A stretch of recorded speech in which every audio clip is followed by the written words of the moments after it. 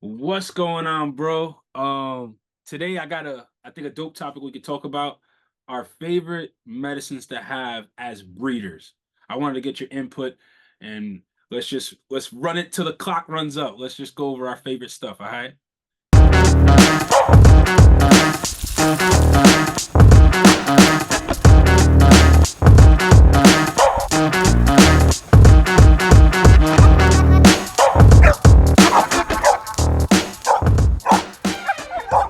All right. Um, we can start at worm medicines. Okay. I mean, you got wormers, you got anti-inflammatories, you got anti-parasitics, you got antibiotics. So I do have a little bit of each one on hand. For wormers, mainly I use Dronto and Praziquantel. That's all. Yeah. I do use Dronto, but you can't get that. But I normally use Strongyte paste, I guess people call it, Nemix or Praziquantel or Safeguard or what's the other one? Panicure. Yeah. So what I started really like so for me it's like you said, Geronto's a big one as far as a dewormer to deworm the dogs. Um, Probably one of my other favorite ones is other than the Dronto. I'm just trying to think. I did an episode talking about this with the Dronto. People don't know there's also quad dewormer which you can buy, which is a lot more expensive, but at least you can get it over the counter. And you And got heartworm preventative. My fault, guys. I don't want to forget that. oh yeah, so for as a dewormer, yeah, Dronto's like my go-to. Same thing as Chris. But if I couldn't get Dronto for any reason, then I would go with quad dewormer because it's the same exact thing. It's the same exact thing. Yeah, So you can get quad wormer right from Tractor Supply. yeah, it's more expensive than getting the Dronto in a bottle or whatever. But hey, if I had no choice and my vet wasn't gonna hook me up or give me enough at an affordable price to treat all my dogs, then I would have to buy. I would probably buy that. And then like Chris said, ivermectin, that's great for heartworm. You want to do that because that dewormer, quad dewormer and Dronto kills everything other than heartworm. You would need to still give ivermectin for heartworm. Yep, Uh, here, I used to work at a vet's office, and this is the little cheat sheet that we used. Now, this is before we had Tortazerol. I don't know if it's clear or not. and if you could send that to me, I'll ping it up on the page. I'll put it on the page so that they It can. basically says Strongyte, which is pyrantel. It does hook and roundworms in Mhm. canines. Panicure in canines, it does hook, round, and whip. Mm, Drontal Plus in canines does tape, hook, round, and whip. And then for your coccidio, now it says Albon, but now we use Tazarol or however, Baycox, however you want to say it. yeah. And then for Heart Guard and Heart Guard Max, it does round, hook, and heartworm. Mm, And Ivor Heart Max does hook, round, tape, and heartworms. okay. Okay. And for Giardia, it says right here, Panicure. You know what I mean? It does Panicure does it. It's normally we give for Giardia, you give Panicure in combination with like a Metro. Gotcha. Gotcha. Yeah. And I'm gonna go right to it. I'm gonna say I think probably one of the number one medicines that is like that I have that I use like when I'm especially in neonatal pups. I'm gonna say like Clavamox is probably like the number one. Like It is. every breeder should probably have that in their cabinet if they can get their hands. Well, working in the medical field, in the dog medical field, I should say, uh, and as being a breeder for a long period of time, old school breeders tell you, "Oh, use Baytril," and I don't have any problems with that. But when you start at the top, you have nowhere to go. Yeah, So if the dog builds up a resistance to Baytril, I don't mean to say it meanly, but you're shit out of luck. Because if Baytril don't clear it up, there isn't nothing higher. yeah. So you should start with a Clavamox. You know what I mean? And a lot of people don't understand each medicine has something different. Like Clavamox and Baytril are. I want to tell you they're the only two that can penetrate the cervix. Mm. So, you know, so some of the medicines that you think you're given, make sure you have a good vet and you do your own homework because, just say you have, you know, meningitis, spinal meningitis or something. So it's in the brainstem. You know what I mean? And you're giving them cephalexin. He ain't doing shit. Let's backtrack two things. So first thing is obviously yet again, we are not vets. We're not your vets. We're just breeders who've been doing this for a while and we're sharing our experience with you guys. So Yeah. that's the first thing. So, this isn't to replace your vet's advice or anything like that. Yet again, we're just sharing our experience with you guys. I had to throw that disclaimer out there. Don't No, no, sue. I just want people to understand that there's certain meds that are gram negative, certain Oh, meds 100%. and 100%. gram I just positive. forgot to throw that in the beginning. That's all. Yeah, and there's certain medicines that can penetrate the blood-brain barrier Yeah. of into the brain, and then there's certain medicines that can penetrate the uterine wall, and then there's medicines that's for bloodborne diseases. There's medicines that are for skin infections. There's medicines for um, UTIs and stuff like that, and urinary, reproductive issues. So, a lot of people, I get a lot of messages that say, "Hey, my dog got, we'll just say UTI. All right, what do you have on hand? I've been giving her cephalexin. Oh, okay. Well, Not really do much, but I, okay. I want to And go it back. ain't doing much. So you're just wasting the medication, and the Well, dog's gonna remain sick. well, that's what So I wanted to talk about. that's why I tell people, the thing about this is the 20 years comes into handy because you know what a UTI looks like. She's peeing every 5 minutes and she might have a little bit of blood in her urine. So Yeah. if you have that case, the first time you go to a veterinarian to see it and they diagnose it $600 later for you to find out that you have a UTI, they're going to do blood work. This is what they're going to do. They're going to do blood work. You're going to pay an office visit first. Then you're going to pay for blood work. Then you're going to pay for a urinalysis. Because they're going to take blood. They're going to flip her over on her back. They're going to take 1.5 to 2 inch long syringe, and they're going to go into her bladder and pull urine out, and just to make sure she doesn't have crystals or stuff like that in her urine. So they're going to do that, and now you're into it for at least vet visit now is about $60. CBC chemistry and urine test, you're about shit. Even a farm vet, you're at least at $250 already. Well, and that's not including if they decide that they want to do an X-ray and ultrasound. You know what I'm saying? Make Because sure she doesn't have pyometry or something like that. You know what I mean? exactly. So, once you've done it once and you realize the symptoms, just think about it. When you have a toothache, you run to the dentist every single time, or if you have an earache, you run to the doctor every single time, especially if you have a full-time job and you have kids and you're like, all right, that's just an earache. Here's some amoxicillin. That's what they gave us last time, and it cleared up. Well, that's what I wanted to touch on real quick is that I think I see that the most where breeders will say, okay, I have a dog with like you said, a UTI, or have a dog with a skin infection, or I have a dog with this, and that. Let me just grab some old amoxicillin or cephalexin, because those are the two, like, I guess, Common ones that most people most have. common ones. Which I mean, honestly, I can't remember. Cephalexin, before anybody thinks we're talking about cephalexin, is an amazing drug. It is one, if not the only one, that family. I think they're on generation 3 now, but it is one of the only drugs that a dog cannot build up a resistance to. That is why it's so widely spread used. Yeah. Just so people know. Yep. And I think you're right. I think it's generation 4 or something because I was reading that in the Plums book. Cepidoxin, I think is what they're on now. I don't even remember the name, but I will say this, right? So, like, for example, and I guess this is more like a question because personally for me, I don't even I just to set the record straight. So we talked a little bit about the cephalexin, but let's talk on the amoxicillin. Like, I know a lot of breeders tend to gravitate towards, oh, let me just throw on some amoxicillin. Like amoxicillin, use it for everything because I know a lot of vets are very adamant about they give Clavamox, and breeders are thinking it's the same thing when it's in actuality not.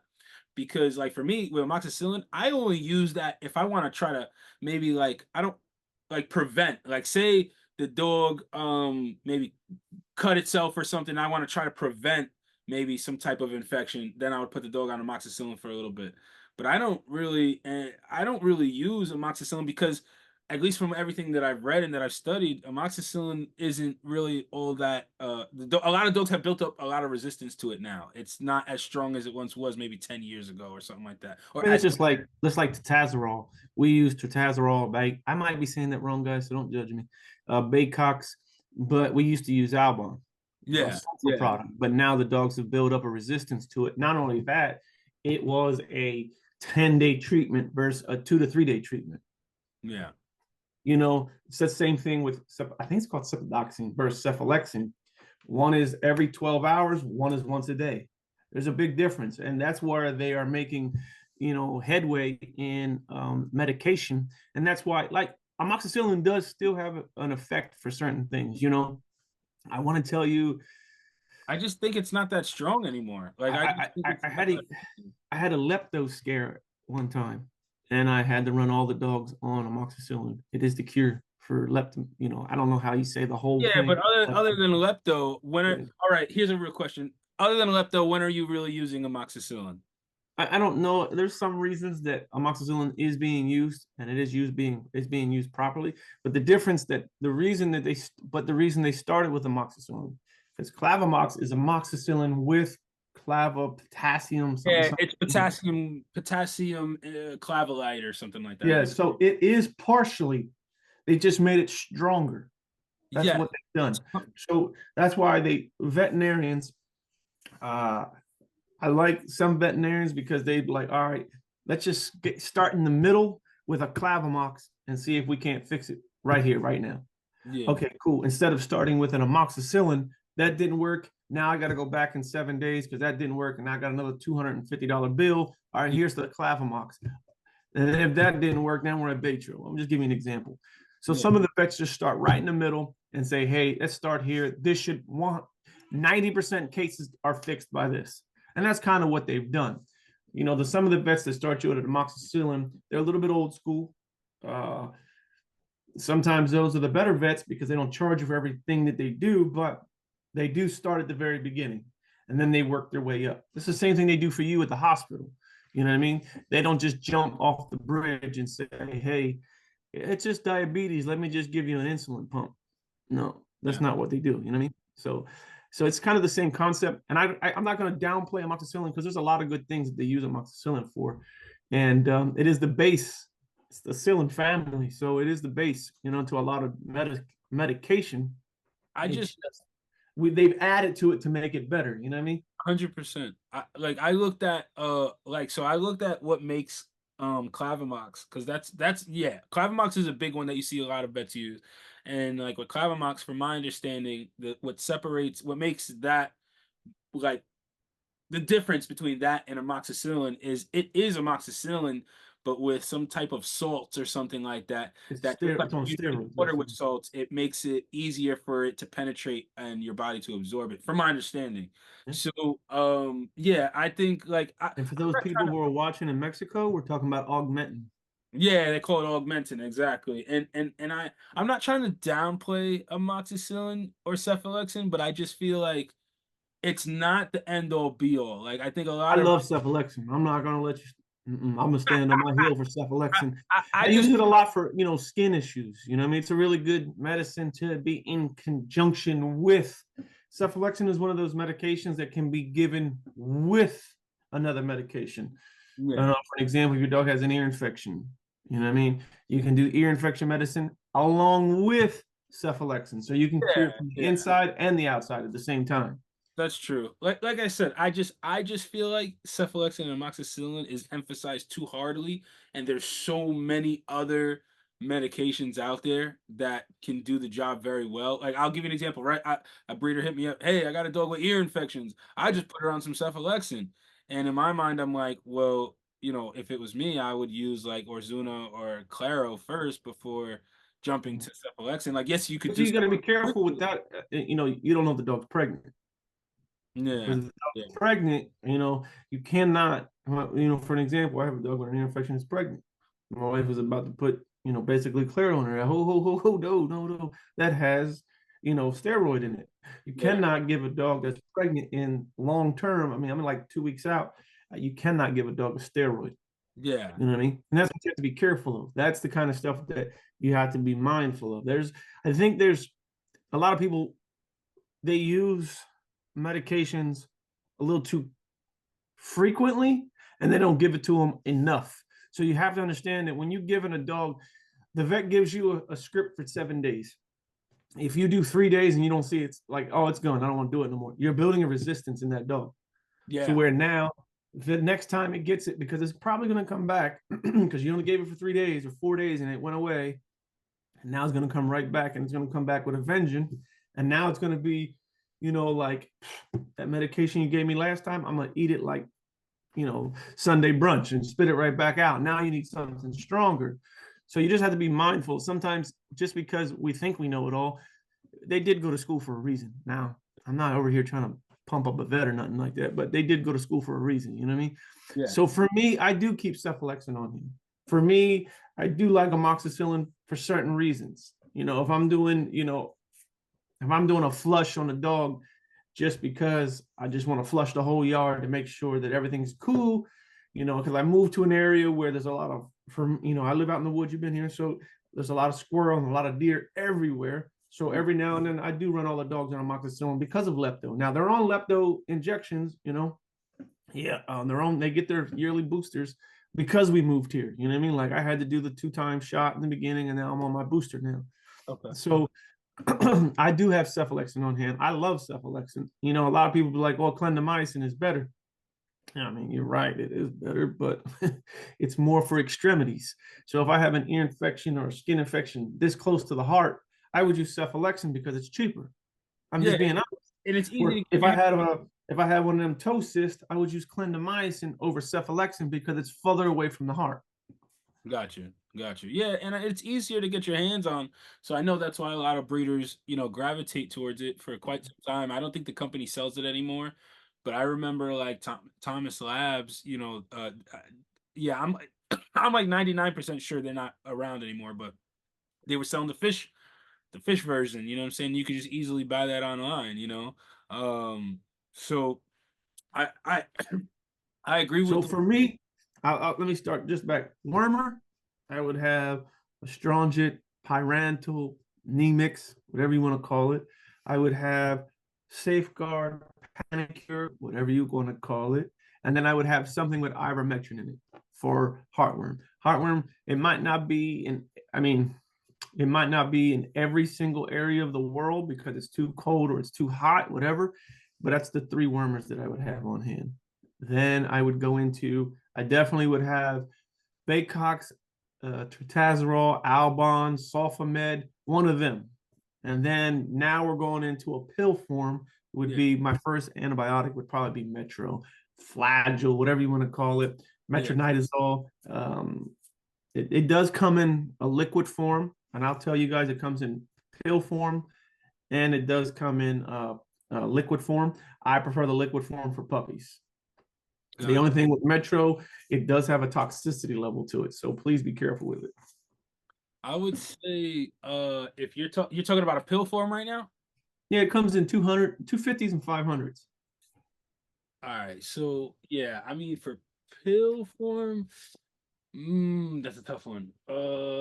Yeah, Metro is really actually, let's look real quick. You probably want, Okay, you know what? It's a good one. What I like too. I mean, hey, if we're talking about pills, I mean, doxycycline's a good one. I yeah. like a nice doxy, like for Doxy's good for, if you ever have heartworm, that's what they're going to give you. They're going to give you, they have what's for heartworm, they have what's called a soft kill and a hard, and hard kill like this. I don't know what the other one's called, but either way, they put you on doxycycline for 30 days. I didn't. Um, Oh, I'll say what you gonna say. I'm sorry. oh, if you have Lyme disease, they're going to put you on doxycycline. If you have ulcerated stomachs, they're going to put you on doxycycline. Doxycycline is more of a blood-borne disease thing. You know what I mean? Yeah, Blood disease, something doing with the blood.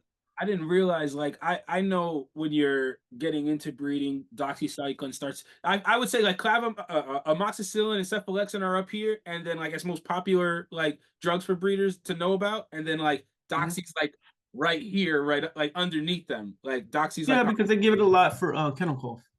exactly. That's what I was A gonna lot say. of times people get doxycycline for kennel cough. Yep. Um, Kennel but Club. I mean, I prefer SMZs, but um, SMZs are I love SMZs. It's an old drug, old medication. Yeah. Um, I don't know how to what the big old I just call it So, SMZs. so they could look up sulfamethoxazole and trimethoprim. That's usually the entire. SMZs, baby. SMZs. It'll come up in the but you Google SMZ, that fucker will come up. but I will like just to backtrack. Like I didn't. So Doxy is one of those that I didn't realize how. Um, what's the word I'm looking for? Like I didn't realize Diverse. it's how diverse, yes, and how much of a hidden gem it really is. Yeah. So maybe you feel, maybe it's, I feel that way the same way you feel about cephalexin, because like for me, it was like I didn't realize, like for example, yes, you use it for kennel cough, but then there was times that I had used a vet had put me onto using it in like an injectable form for these puppies that were very like congested and stuff like that. Using it for I remember one time a buddy of mine had a culture done on his dog, and the dog wasn't performing. It was a stud. He wasn't performing. Yeah, that's cycling. Yeah, he had some issues and stuff. So then when they did the culture, they said put him on Doxy. He was good on Doxy. And then all the other things. I'm not even gonna repeat it. All the other things that you had mentioned. So I think like Doxy is a real nice hidden gem that a It lot of. is. I like it. I have a big old bottle of it downstairs. Yeah. So So, some of the other meds I have on hand, Metro, let's talk about steroid. Dex.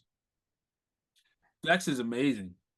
Uh, yeah, I mean, I use it for different reasons, and I use it for ear meds more than anything. Mm. Because it takes the infl the a lot of times when they have ear infections, a lot of times we get um issues. The phone calls that we get is ear infections. Well, first of all, I gotta tell people 90% of ear infections are based off of a food allergen. So if your dog's allergic to chicken, we'll just say chicken, right? Okay, read your dog food bag. There's chicken in that fucker. Get off of it. But don't get off of the dog food and then still giving treats that have chicken in it. Yep. That's what a lot of people do. I'm telling you, I don't know why I know he's allergic to chicken. We got him on a fish-based product, blah blah blah. All right, cool. Do you give him any supplements? Yeah, we give him this and this. Is there any chicken in it?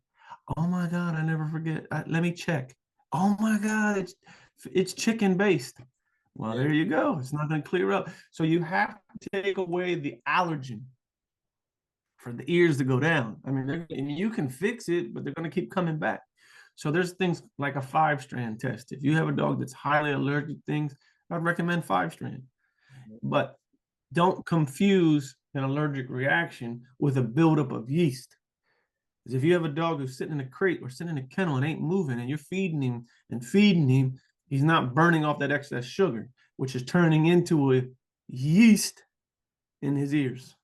And just to piggyback So off of that, you can't leave the ears like maybe even though he scratches here and there and you notice it, but you leave it, oh, it's not that bad, whatever the case.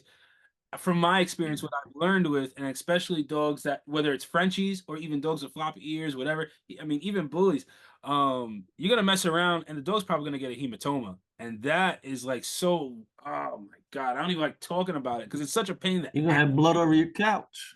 He just starts shaking his head and blood go. It looked like cauliflower ear in his dome It's the worst. when they pop. And it's one of those few things that, like, in my experience, there's really no like clear.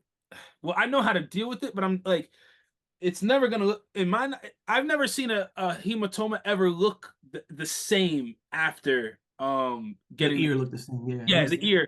Yeah, like it almost shrivels up. looks like a wrestler's ear. Looks like a Yeah. wrestler's ear, you know? And you do not want to get that because that is not fun because a lot of people think they could just puncture a hole, right? The ear fills up, right? And now it's like, especially if it's like a Frenchie, a lot of Frenchies get it right now. I see a lot of Frenchies. One ear's like this, one is down like this, and it's filled with blood. And they think that they could just poke a hole in it and it's gonna drain out and then it's good. Nope. The next day it fills right up, and you got to put a drain in that thing. And Yeah, you it got about drain too. yeah, you got to put a drain in it. The last time I did it, like I had one. We had put a drain in it, and then the drain had it's something so funny, but it had a catheter, an AI rod affixed to the end of it, and cut it. so then it would drip like not on the dog, and We used to still, use catheters. hmm? Used to use catheters. Cut the uh, catheter off and put the rest of it in. the one that I had to drain is like a kit where it had a butterfly. It had these like wings, I guess you would say, so that when you put it inside the ear, they open up and it keeps the drain inside the ear. It was pretty sick. I gotta show it to you. So Nice. it kept the drain in place, and then basically it was just draining out, but we put a little AI rod, we put an AI rod on it and then cut it so then it wasn't dripping on the dog, it was dripping, away from the dog with a cone on. The ear Gotcha. was able to actually, surprisingly, most hematomas I find that people try to treat at home, they never stand back up. The ears don't ever stand back up. This dog's ears actually stood They back up. crinkle up. It's weird. It's like they crinkle up. Yeah. Yeah, but like I was saying, so long story short, as to what piggybacking off of what you're saying, treat those ear infections right away. Don't wait until it gets to a hematoma, because then at that point it's it's not gonna be pretty. It's gonna be a headache to deal with. Um, but back to steroids, Dex. You got you got Dex and prednisone, and I Those are mean like there's the a probably few. two most common ones, right? Dex and prednisone. They will. I mean, I've seen a vet prescribe ear drops and prednisone at the same time for the ear to bring down the swelling. I've Hmm. seen prednisone given to a dog for puppy strangles to Yes. take the inflammation down, Yeah. and obviously it's liquid because it comes in liquid. Gotcha. Um, I don't know. I mean, these are your rare things, so it doesn't happen a lot. I, I'll Um, I'll say I this. think Oh, I'm sorry. no, that was it. I mean, that's not a super common. So when people ask me what's a common medication, Yeah.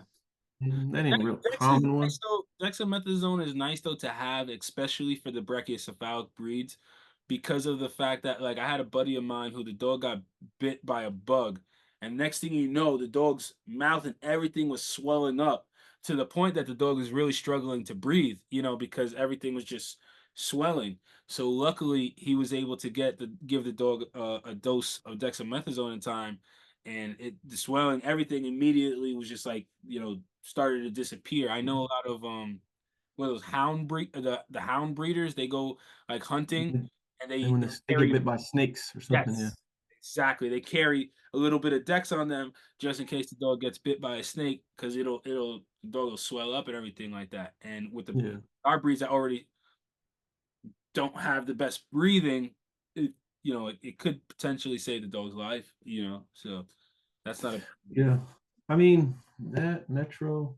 So, I mean, I don't really keep a whole lot. I like Clavamox. Baytril enrofloxacin is a good one to have on hand. Yeah, Um, enrofloxacin. We didn't really talk. Well, we did. I mean, we said it was the strongest, but enrofloxacin is good, like you said, as long as you don't abuse it, that the dogs don't get in a. Erythromycin. I don't know. I mean, What do you think? I like having liquid Clavamox on hand and liquid azithromycin, or Z-Pack, whatever you want to call it, What do you think of on azithromycin hand for puppies, for puppies? because it is really good for upper respiratory or that pneumonia. You know what I mean? So it's really good When to have on hand. in an ammonia situation, so I'll start first. Like, I know for me with small puppies, very, under 8 weeks or whatever. I know I used to always be like, my go-to would be Clavamox when it came to like upper respiratories. Now I find that like azithromycin is more effective. What is your go-to? Do you start with Clavamox and then azithromycin, or do you go straight to azithromycin? It depends on how old the dog is, and it depends on how severe it is. That's it. I mean, because you can do. I mean, I'm probably gonna get crucified for this, but you can do a Clavamox and an Albon at the same time. A Clavamox and an Albon? It's a sulfur product, so it would dry. Sulfur dries mucus up. So you're saying essentially it would kind of be like, it would be similar to azithromycin, but Yeah, it would be close. I mean, azithromycin and Clavamox are very similar. Uh, it's more targeted. That's more targeted for upper respiratory, yeah. where cephalexin is a broad spectrum. Oh, you mean So Clavamox? Clavamox, yeah, I apologize. Clavamox is more of a broad spectrum, whereas azithromycin is more of a focused Okay. on, upper respiratory. But if you don't have azithromycin and you have clavamox, you can do clavamox and an Albon at the same time because of the sulfur in the Albon, and they like it. You know what I mean? I don't recommend like a sulfamid because it's way too strong, but like an Albon will work. You know what I Okay, mean? I had a interesting. dog before. We had a dog one time and hit upper respiratory. Dude, I couldn't kick this fucker, man. And the vet put him on clavamox, yeah, clavamox and full doses of Albon twice a day, and it finally went away. Wow, wow. It was pretty nasty. I mean, it was gnarly. It was just looked like a snot box just walking around. You know what I mean? It was pretty gross. Yeah, no, the like the upper respiratories and the pneumonias can get really bad. So no, Some of the other that makes a lot of sense. don't think, and just because of the time of the year, I would when a lot of people think parvo's in the heat, Hmm. parvo's in the cold. So I think that'd be a next good episode that we can go on because it is cold outside. It is rainy outside. Parvo is and lepto can be passed through water, flying through your yard. You know what I mean? So I think that's a good one that we can go over.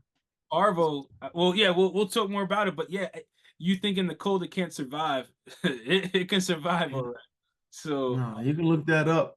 I yeah, think Parvo has lived in like sub negative 30-degree temperatures. no, that's what I'm saying. That parvo can survive. If people think it can survive in like negative temperatures. So Yeah. So, I mean, there's a few medications we went over them, but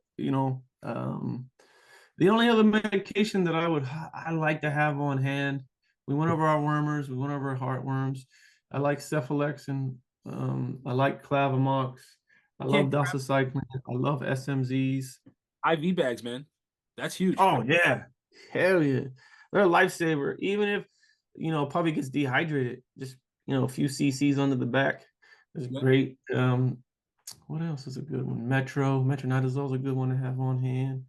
I think that's huge. I'm just trying to remember. I think I had the equation. And that's huge because I didn't realize until I was given this equation as far as how much fluids to actually give the puppies. Because like especially with the bigger dogs, I had bigger dogs who I thought a couple cc's underneath the skin, they'll be good, especially when I'm dealing with, dehydrated puppies and stuff like that. And I'm sorry, dehydrated dogs. And it turns out, I think I have it right here. Um, I sub Q. Let me see if I can pull it up real quick. I can't pull it up. Or while he's thinking about that, another good one to have on hand, another good medicine because we are all breeders is oxytocin. Yeah, oxytocin's good. Yeah, that's another big one. A lot of people who have natural birth, natural litters, typically, that's a big Or it thing. comes in handy for milk production too. It can let down milk. Yeah, yeah, yeah, exactly. I Uh, mean, I got the equation real quick.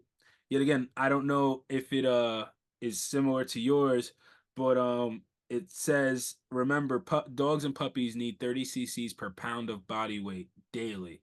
To that's what it's saying. So 30 cc's per pound. Oh, yeah, per pound. So you would give half in the morning and half at night. So a 5-pound puppy would get 150 cc's daily, but you would do 75 cc's in the morning and 75 cc's at night. That's like if you're dealing with a dog that's severely dehydrated, you would do something like that. That's the equation. one other, Huh? go ahead, my fault. I just thought of another medicine. Oh, you're good. So yeah, that's the equation that I had learned, and especially with the bigger dogs. I mean, that's regardless. IV bag, you want to keep that on hand because dehydration can oftentimes kill the dogs before the actual virus does.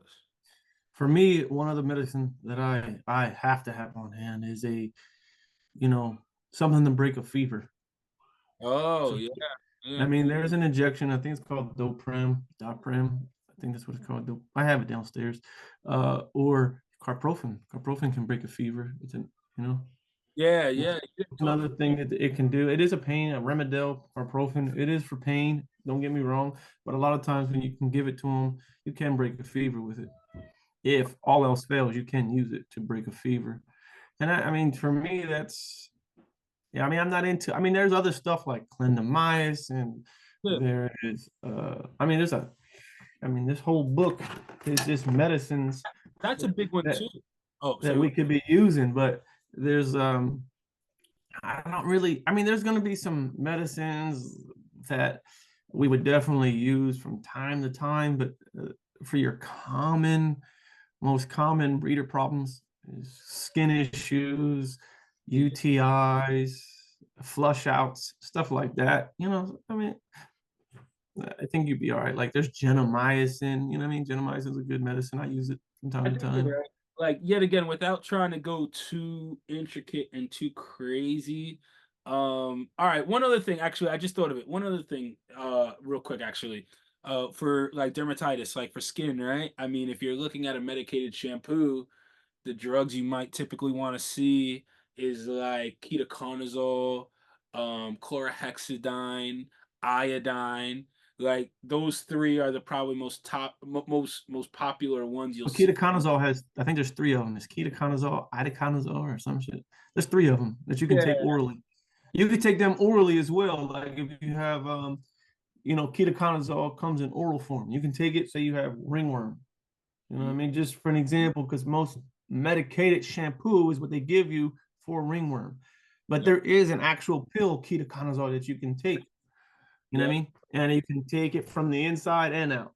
I You can see. do the medicine from the outside and the medicine from the inside, pills from the inside. So yeah, I mean, but that's an antifungal. I mean, you normally don't have a fungal issue unless you're super wet and they call it like rain rot or some shit like that. But that's just your setup. And antifungals is not huge, but when they become a problem, they're a problem because they're communicable. They pass like wildfire. You know what I mean? That's why, like, at least for me, what I like is like the reason why I'll use either like a keto, not so much the ketoconazole, but the chlorhexidine or the Yeah. iodine Shampoo, food is just because of the anti like parasitic, not parasitic, and like fungal, it's like antifungal properties. they'll use the Well, it keeps iodine. all the fungus down on the skin. So every dog has mites. Everybody's gonna say you're lying. No, every dog has shit on its skin. You know what I mean?